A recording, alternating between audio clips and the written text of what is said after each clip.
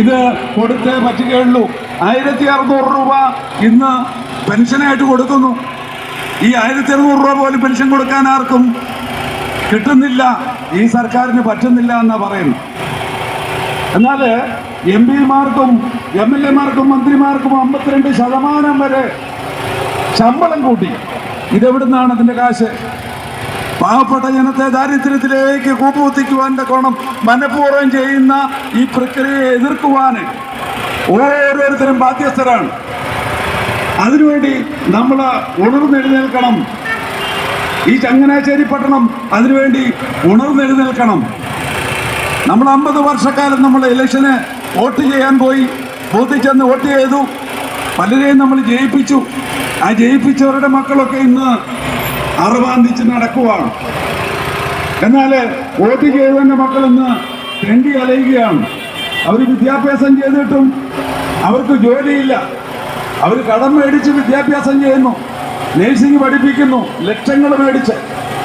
കിട്ടുന്നതോ കേവലം 10-15 രൂപ മാത്രം.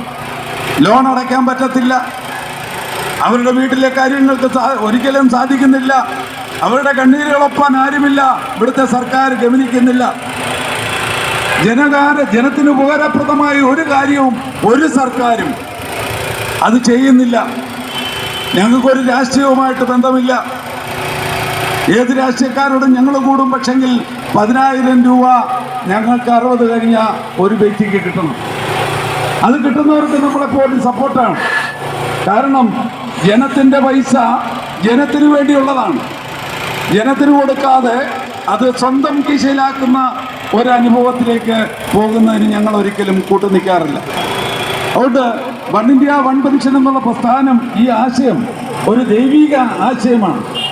പാടത്തും മണിശാലയിലും പണി ചെയ്യുന്നവനും 60 വയസ്സ് കഴിയുമ്പോൾ അവന് പെൻഷനില്ല.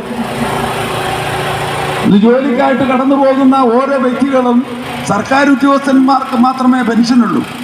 അവർ ജോലി ചെയ്യുമ്പോൾ അവരുടെ സ്ഥാനത്തിന് അർഹമായ പെൻഷൻ കൊടുക്കട്ടെ. അവർ ജോലി ചെയ്യാത്തപ്പോൾ അവർക്കെന്തിനാണ് പെൻഷൻ? ജോലി ചെയ്യാതെ വീട്ടിലിരിക്കുന്നവർക്ക് പെൻഷൻ എന്തിനു കൊടുക്കണം? നമുക്കറിയാം, വെറും 10,000 രൂപയ്ക്കും 15,000 രൂപയ്ക്കും ടെക്സ്റ്റൈൽസിൽ വർക്ക് ചെയ്യുന്ന ആണുങ്ങളും പെണ്ണുങ്ങളുമുണ്ട്. അവർക്ക് ഒരു സ്റ്റൂളിട്ട് 1 മണിക്കൂർ പോലും ഇരിക്കാൻ അനുവാദമില്ല. അവരുടെ ജോലി കഴിഞ്ഞ് 60 വയസ്സ് കഴിയുമ്പോൾ 2 കാലയും വെരിക്കോസുമായിട്ടാണ് അവർ ഇറങ്ങുന്നത്. മേടിച്ച പൈസയിൽ അധികമായി ഡോക്ടർമാർക്ക് കൊടുക്കുവാൻ വെക്കണം. അവരെ ഹോസ്പിറ്റലുകൾ തപ്പി ഓടിക്കൊണ്ടിരിക്കുകയാണ്.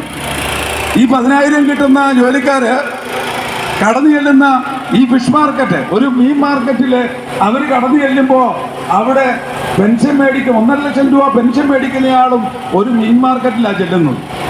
ഈ 1.5 ലക്ഷം രൂപ പെൻഷൻ മേടിക്കുന്നയാൾ മീൻ മേടിച്ചോട്ട് പോരും. 10,000 രൂപ ശമ്പളം കിട്ടുന്നവൻ ഇത് കണ്ടിട്ട് പോരും. ഇതല്ല നീതി, ഇതല്ല ന്യായം.